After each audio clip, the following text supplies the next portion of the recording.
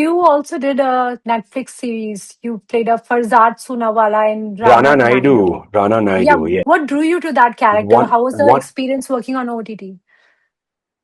Well, number one, what drew you to the character is that they're giving you a job as an actor.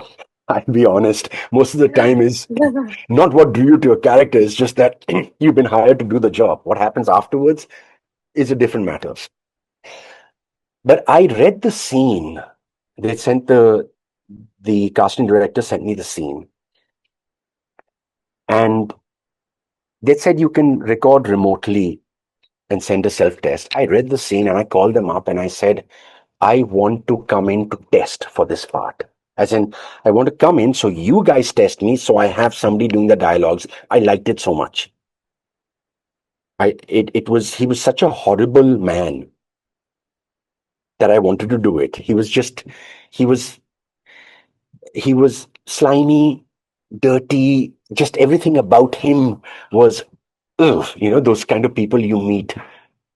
Loud clothes, gold chains, speak about how much they own. Everything was about possession, and I wanted to go. And I said, I really like this. This guy is so nasty. He's just not nice, and I want to do that. And I knew I could. So I called them and I said that I want to test for this. So they said, come in. They set up the test. But what I really think landed the part for me was on my way there. I saw this shirt in a shop hanging in a shop, and it was an atrocious shirt. It was it was just loud, garish. I bought that shirt for 800 rupees, 1000 rupees, and I went for the audition. I went for the test, and then I said, look, I've got this and I've got this. They said, oh, sir, please wear that. And for some reason, I think that shirt also got me the part. But I remember telling my wife that I really want to do this. And it is a part that is very close to my heart. I enjoyed shooting for it. I enjoyed shooting with Rana Naidu. I really liked that part because he was just that person that sometimes you're near that you just don't want around. And I wanted to play it. I enjoyed it. I really enjoyed it. In fact, I shot my last scene first with, I think it was a Surveen Chawla, and we were shooting the party sequence. And the director came to me and I did my first bit, and he said, it's great. Ashwin, can you be a little less creepy? And I'm like, yeah, of course, I can be less creepy. Yeah, sure, I can tone, because apparently I was so creepy that even they said, whoa, that's way too creepy. So can you tone it down? So I had fun. I'm so glad that you watched it, you enjoyed it. What did you think of that character? I felt the same way. It was a bit creepy. I said, I felt the same way is enough for me to hear. That Also, part. also you got to remember it was written well. I always say that you have to act less when writing is good, and you have to Yeah. act more when writing isn't good. It was all there. It was all there in the lines. I just had to play those lines. Mm. Plus, working with someone like Rana, incredible guy to work with. Just this is what I talk about the South stars as well. Just so down to earth and so pleasant to work with. But thank you for saying that. I love that part as well. Good fun. And then you have worked on that movie Total Dhamaal, where it's a massive multi-starrer. Yes. When you were approached for that role, were you aware that there's Madhuri Dixit, Anil Kapoor, Ajay Devgan on board? Yes. What Yes. was your experience? I Yeah, was aware. I wasn't shooting with all of them. I was shooting with Ajay Devgan and Sanjay Mishra. And we yeah, went to Baramati in Maharashtra, where they have this massive airfield. We went to shoot yeah, there. yeah, And also we shot indoors as well for the inside sequence. yeah, I knew that these actors were involved. So again, it's a multi-starrer. yeah. And if you have the chance to be a part of these movies, I say go ahead and be a part of these movies because every scene is written a certain way, and that scene turned out to be great fun. Yeah. Again, more than I would have thought. But while shooting for it, and just another story about shooting for this, because I was shooting with Ajay Devgan, and Ajay Devgan is very soft spoken, even when he speaks, when he replies, even the dialogues. So I am just matching that, and it's not coming across for Indra Kumar, the director. And we were shooting. This is studio shooting, so we were inside. They built the aircraft where I'm the skydiving instructor, and he kept on saying on the megaphone, "Now cut, cut, cut, Ashwin, it's not working." And then he said, Ashwin, तुम इतना अच्छा actor है, क्या हो रहा है, problem क्या है? And I'm like, sir, मुझे पता नहीं, I don't know, I don't know what is going wrong.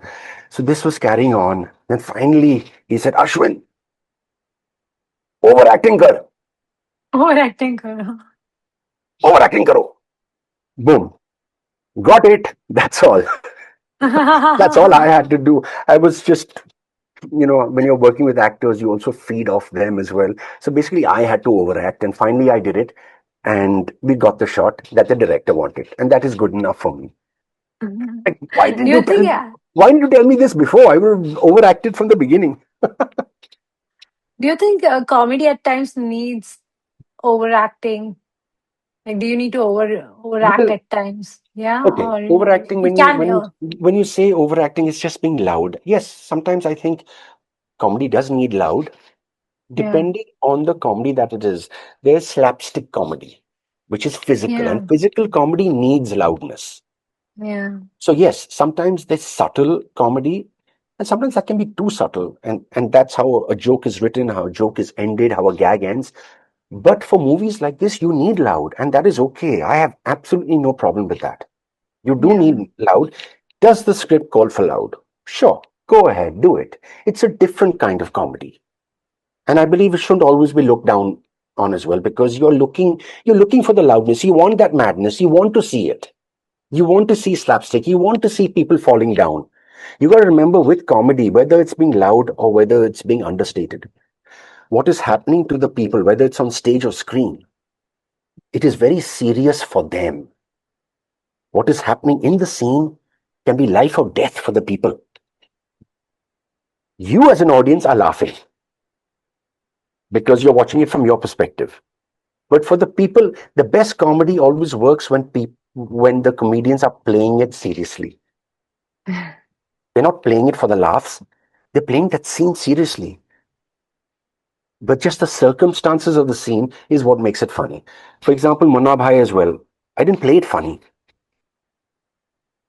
I'm but not it playing it a I'm not playing a comic character. I just happen to be hung upside down yeah, of a balcony. situational comedy. Situational comedy. So for the actors, for the scene, it is very serious. And that is where the best comedy comes out, whether it's loud or whether it's understated. I'm okay with loud as well. If it calls for it, please. It's absolutely fine. I do not look down upon it. I think it's important. I think you have done many comedy films like One, Two, Three, Crazy Four, Yes. Main Tera Hero, Desi Boys, all these films, Yeah. and I think even more. I guess so. Uh, do you really enjoy doing comedy more, or it's just that it happened? Then eventually you got these kind of parts, and I you think it worked. just I think it just happened because I'm able to do that. People forget that I play very serious parts on stage. Yeah. They don't come and see my plays. Yes, I also do funny plays as well, but I do very serious plays as well, which I've traveled the world with. Nobody comes to see that. And that's why I enjoy doing the theater because it allows me to do what Bollywood doesn't always allow me to do. But yeah, it's, the Great Indian Comedy Show, because of that, all these parts come. Yeah. And I'm saying that's natural and it's okay, and I accept that. And they're fun.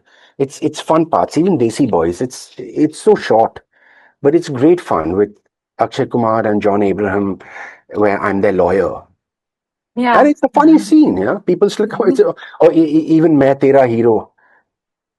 People still come up. Yes, I wanted to work with David Dhawan, and again, such nice people to work with. And all I see as an actor, even if I'm doing one scene or two scenes, do these scenes have an impact on the film? Yeah, Are they important to the movie? Do they move the story ahead? Because if that happens, people will remember it. So I've said no to parts as well where I'm like, any actor can do this. And people are never going to remember it. But I always, even if it's one or two scenes, those scenes have to be important to the film. yeah, Because if they are, the role stands out.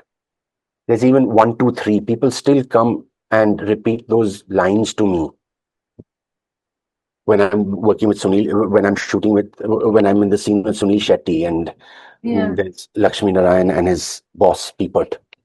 yeah. And it's really interesting because after all these years, even last year, I shot for an ad with Sunil Shetty playing the same character, him playing Lakshmi Narayan, me playing his boss. Yeah. So people are remembering all these years later, and we get to shoot an ad together. Shooting the Acco Insurance ad all these years later. I get to shoot with these guys just to be with them because those scenes are so iconic and people still remember me. But when you see that, even if you're doing one scene or two scenes and still people remember you by those scenes, isn't that a blessing?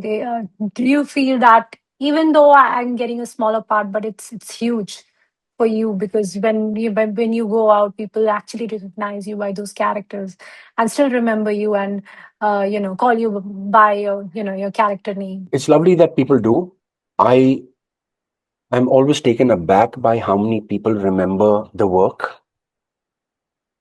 And I always feel that the industry never recognizes actors like us. They just see the Instagram. They don't see you going out every day, a restaurant. They don't see you traveling abroad and people stopping you at streets in other countries. Mm. Yeah, I think that's a legacy as well. And I think that's definitely. a true reflection of your work that people just remember that and they come up to you to say hello after all these years. And in a way, I'm the word humbled, but I think just that word taken aback, the amount of people who do that. And I find it fascinating that the industry doesn't recognize all us actors in the same way. They don't understand the recognition of what they call the character actors. You have to have your million followers for you to be cast in a part now, unfortunately. Any project that is really close to your heart. Well, I think Lagero, of course, will be close to my heart. There's a movie Yeah. called, there are a couple of movies. There's a movie called Ye Mera India, where I was playing a Sardarji actually. And I was shooting also with Anupam Kher, Virendra Saxena. It's a great movie. I don't know where you can find it. It's a really nice movie. Then there is a film called Island City. I don't know where you Mhm. can find it now as well. Vinay Pathak, Tanishta Chatterjee, Amrita Subhash, me, Chandan Roy Sanyal. It's a beautiful film. And it won 2015. It won Best Debut Director, Independent Director at the Venice Film Festival, which is huge. And nobody really talked about that. Directed by Ruchika Oberoi. And that's a lovely film. I've got a great couple of scenes that it's in three stories, and I'm Vinay Pathak's boss, and it's some dark stuff in there, but it's Oh. that film is close to me as well. And you have given Passion voice is to passion is also because it's yeah. an iconic. I'm proud of the part that I played there in that. Yeah, tell me, you were about to say. No, you've given voice to shows like Money Heist and also Yes, dubbed for yes. Stanley Tucci. How did that happen? I'm really curious to know, like, When I Varun. started with voiceovers, again, one of my directors at that time who'd introduced me to voiceover said he was also going to introduce me to a lady called Leela Ghosh. Her daughter, Mona Ghosh Shetty, is now she has one of the biggest dubbing studios called Sound and Vision in India. She's absolutely unbelievable with what she's done and the empire. I'm going to say empire because that's what she's built regarding dubbing and how she's made dubbing acceptable to everyone. She used to dub Rani Mukherjee, Deepika, all these people. She used to be their voice in their first films. And now she's the head of a studio. And her mother took me under her wing and taught me how to dub. And that's where the dubbing started. So even when I was dubbing Adam Sandler for You Don't Mess with the Zohan, she would not stay in the room. She said, because of all the stuff that we were making up and saying, she said, I can't sit in this room while you're saying these things. And she used to run off. But I've done a lot of work for Sound and Vision and other people as well. And over the years, I also became a dubbing artist, as they call it. But Money Heist, and I've done Stanley Tucci, I've done Michael Fassbender, X-Men, for all the X-Men films, for Alien. I've done Michael Fassbender. Stanley Tucci, I just happen to look like him as well, so it's quite funny Mhm. that I'm also doing his voice. But Money Heist came in the middle of COVID. And I gave a small test for the voice because with voice, it's not how you look. Your voice has to fit the part. That's it. It's got to match the person on screen. And they called me back and they said, yeah, we want you to do this. And I was a little taken aback because I knew that the show was already big. But I had 5 seasons of work. So it was fantastic working on that. That character became a part of me. It became such a cult voice as well. Even in Hindi, I still get messages to this day. Every time you see a comment, someone saying, Professor, hi, Professor. And that means I know they've seen Money Heist. I just feel one with that character because I spent so many days voicing him. And I Yeah. absolutely loved giving my voice to that character. Voicing is really interesting because you're behind closed doors. It's just you as the actor. And you're giving your voice to someone, but at the same time, you're trying to add something else when you can. And you're also adding something culturally as well. Because some things in India you will have to do differently. Yeah. You'll have to say it differently, a different inflection because it is Indian. And I think there is a beauty in adding to somebody's performance as well. The Money Heist dub is one of India's finest Hindi dubs, I believe. What a fantastic cast. I'm saying from Mohan Kapoor to Rajesh Khattar, so many other fine people. It's a great Hindi dub.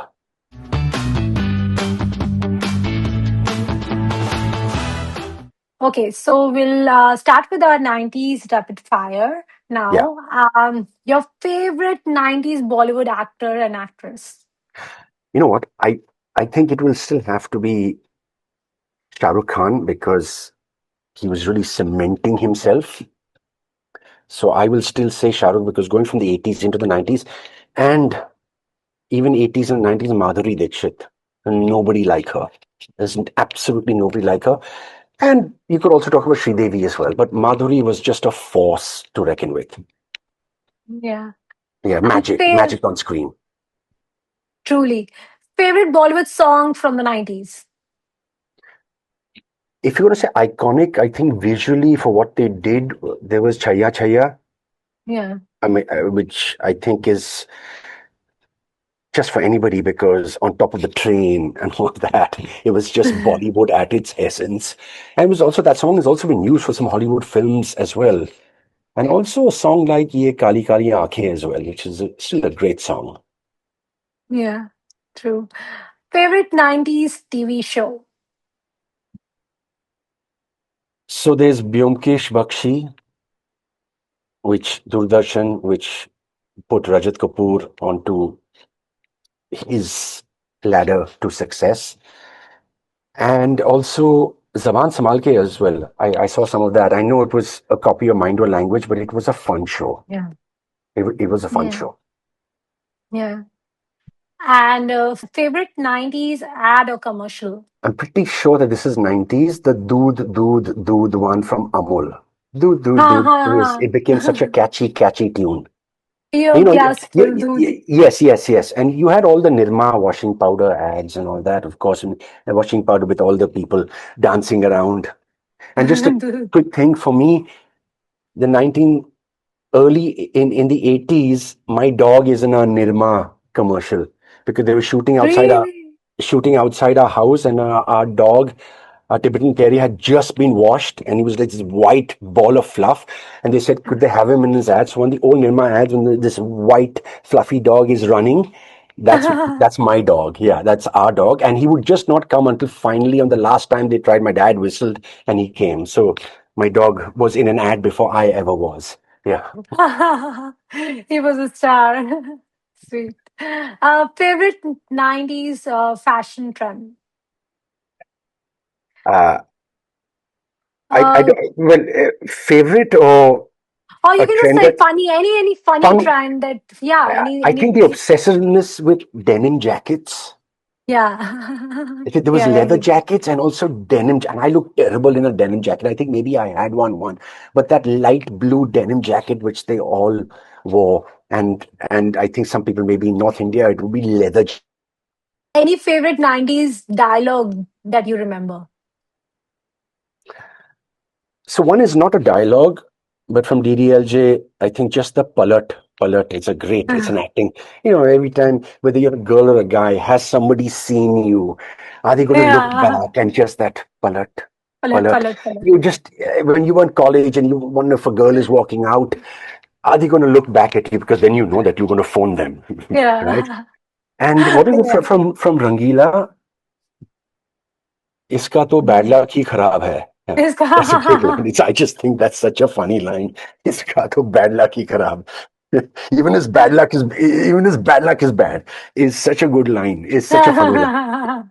Uh, 90s movie you love watching again and again. So I've never been watch a movie again and again. I think Bazigar is an interesting movie to watch for what they did, because watching how Shah Rukh was trying to be different. And I think a DDLJ, when it comes on, you'll watch again. Put aside, when people talk about patriarchy, put aside all of that just for what it was, and to watch some of those actors. Even Amish Puri is no longer around, and to watch him go, ow, ow, Yeah. yeah, feeding the feeding the pigeons. Pigeons. Yeah, but watching again, maybe Andaz Apna Apna, which became a cult. Yes. I think as a fun film. I think probably Andaz Apna Apna, which at that time I think wasn't a huge hit, but it became a cult film later on. True, true, As do so yes. many, as even Sholay did. Sholay wasn't, they thought it was a flop, and then now Sholay is Sholay. So Okay. If you could time travel to the 90s for a day, what would you do first? if I could time travel to the 90s for a day, I would probably just go out and walk in a city like Bombay and be able to walk and find paths to walk on which you don't have now, because everything is just construction, construction, construction. Actually, walk around a city, walk around its streets the way it isn't anymore. Just the beauty of walking around your own locality and enjoying it and being able to breathe fresh air. Happy Patel, the project that's coming on, January 16th. Yeah, Happy Patel. I'm really happy to be part of the film, if I can say that. Veer Das is a close friend, and I've worked with him so often, even on live stage. We've done sketch comedy together. We've done so many different things, and I'm just super pleased that he's directing his own film, and it's a project that he's been wanting to do for so many years. It's just a fun film. We were talking about everything being so dark and everything, you know.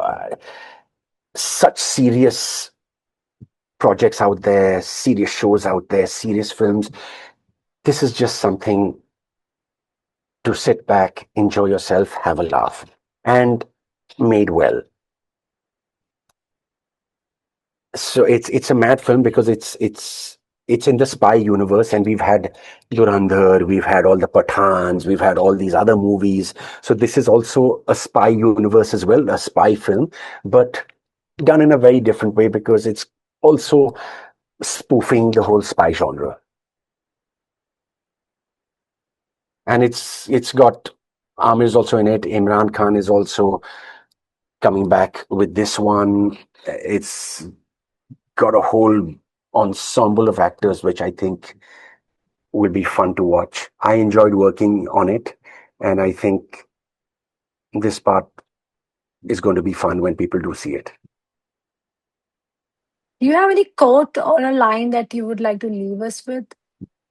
So I think Or a dialogue that so. It's you not a think. dialogue, but going back to what we started with, there are no small parts, only small actors. It's a phrase said by many people, and I think that's quite true because sometimes that small part can propel you into a world you didn't know existed. So don't look at a part being small.